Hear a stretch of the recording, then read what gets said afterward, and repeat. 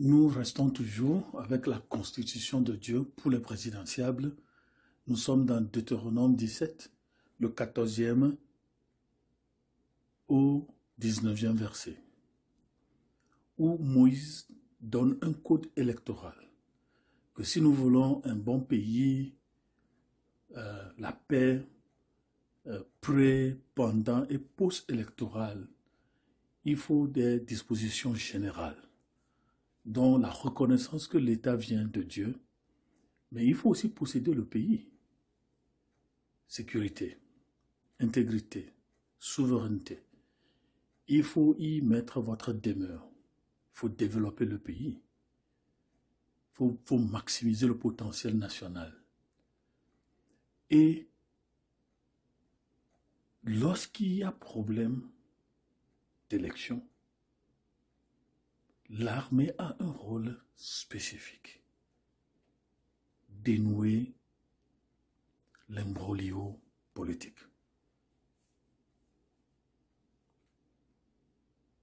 Couper le Rubicon électoral en dictant la vérité.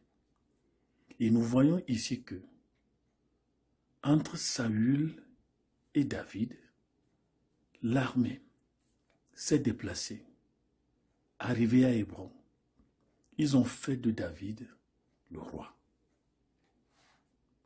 Et suivez bien, ils ont fait David roi sur tout Israël. Pas un président sectoriel, mais un président national. Mais est-ce que vous ne vous sentez pas insulté? Est-ce que vous ne vous sentez pas insulté lorsqu'on dit « Je suis élu président de tout le peuple ». On cite les 4 points cardinaux. On cite toutes les couches de la nation. Et pendant que les citoyens voient leur soi-disant, leur supposé élu président à la télé, les gens disent « Arrête-moi ça, éteins-moi la télé, je ne veux pas voir ça. Je suis prêt à travailler avec toutes les couches de la nation. Je suis président de tout le peuple. » Est-ce que ce n'est pas une insulte? Lorsque la supposée majorité qui nous a élus est une majorité fabriquée, est une majorité forcée, est une majorité imposée, est un silence majoritaire, et on dit, c'est tout le peuple qui m'a élu. Bon, il est vrai que souvent nous attendons les partis d'opposition, on a volé nos résultats, on a volé on entend ça. Mais au fin fond des choses, les élections sont-elles crédibles sur le continent? Donc, David ici est fait roi sur tout Israël. Et pourquoi? On dit, et tout le reste d'Israël était également unanime pour faire régner David. C'est ça la constitution. Il faut élire quelqu'un choisi par Dieu, c'est-à-dire par la vérité. Je suis président de toute la nation. Quelle nation? Une nation qui n'aime pas voir son élu? Une nation qui ne veut pas entendre la voix de son élu? Un élu qui a peur de sortir parce qu'on sait ce qui est là? Les antécédents politiques, les précédents politiques. Sur toute l'étendue du territoire national. Est-ce que vous comprenez la Bible? Est-ce que vous comprenez Moïse? Il dit, votre élu ne doit pas avoir assez de chevaux. C'est-à-dire que lorsque même on préfabrique les résultats, on va déployer les forces militaires, malheureusement parfois, sur toute l'étendue du territoire. Est-ce que les urnes ont réellement parlé? Si oui, pourquoi tout cet arsenal de matériel de guerre.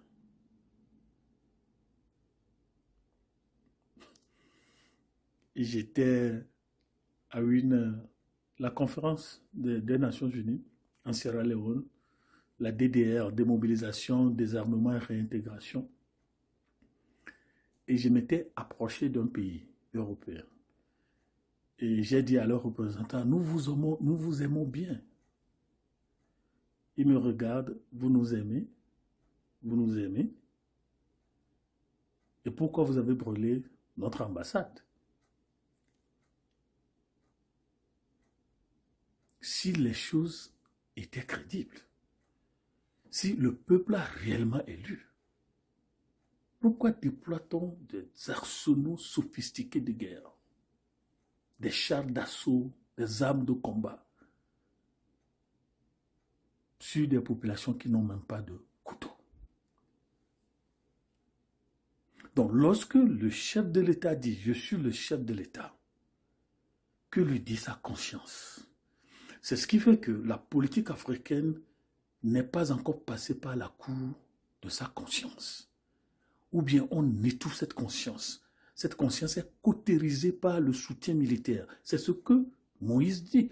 Votre élu ne doit pas avoir assez de chevaux. Donc vous voyez, il y a le soutien populaire. Le soutien populaire. Nous sommes dans 1 Chronique 12.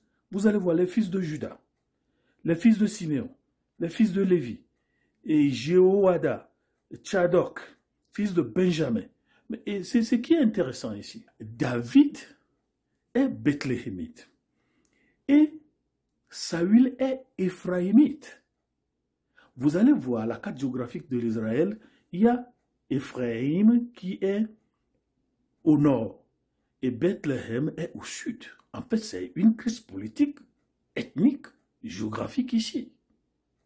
Mais vous allez voir, des fils d'Éphraïm, 20 800 hommes vaillants, gens de renom, d'après les maisons de leur père.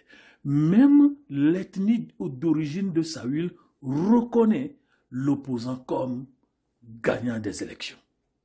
Ils n'ont pas dit, parce que nous sommes de cette ethnie, nous n'allons pas soutenir l'opposition. Mes amis, est-ce que l'Afrique dit la vérité?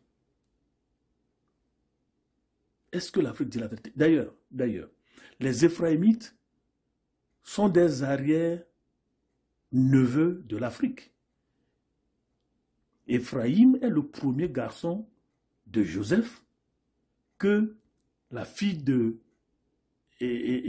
du prêtre dont Potiphéra lui a donné en Égypte, que Jacob, que Israël a adopté comme ses fils. Mais même la tribu de Saül a envoyé des militaires. 20 800. Il n'y a pas d'ethnicisation. Il n'y a pas de géographisation de l'armée. Nous défendons ici une vérité constitutionnelle. Qui a gagné les élections? C'est ce que Dieu nous demande.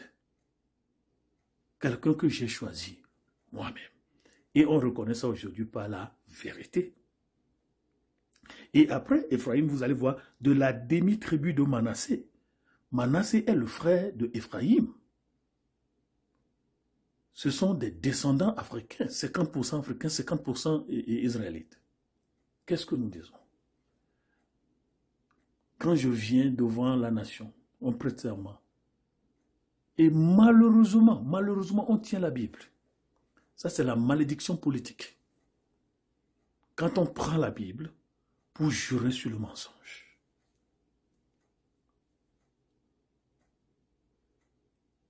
Moïse dit, si vous voulez aller au pouvoir, d'accord. Mais vous devez choisir quelqu'un. Choisi par l'Éternel. Et lorsqu'il y a blocage électoral, l'armée dit la vérité. Et toutes les tribus, toutes les ethnies ont envoyé des armées. Et on dit tous ces hommes, hommes de guerre, prêts à combattre, arrivent à la capitale de l'opposant en sincérité de cœur pour établir David roi, surtout Israël. Est-ce que je suis président de toute la nation? Ou bien je reconnais, j'ai la conscience que le peuple ne m'aime pas, mais j'ai le soutien militaire. Que Dieu ait pitié de l'Afrique et puissent les Africains embrasser la vérité. Au revoir.